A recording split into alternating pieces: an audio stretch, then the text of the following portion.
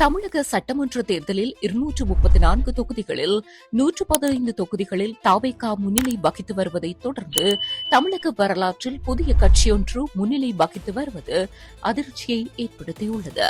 தேர்தலில் பதிவான வாக்குகளை எண்ணும் நடவடிக்கை காலை 8 மணிக்கு ஆரம்பமானது. இந்த நிலையில் தபால் வாக்குகள் எண்ணப்பட்டு முடிவுகள் அறிவிக்கப்பட்டிருந்தது. இதனைத் தொடர்ந்து வாக்குப்பதிவு இயந்திரங்களில் பதிவான வாக்குகள் எண்ணப்பட்டு சுற்றுவாரியாக முடிவுகள் அறிவிக்கப்பட்டு வருகின்றது.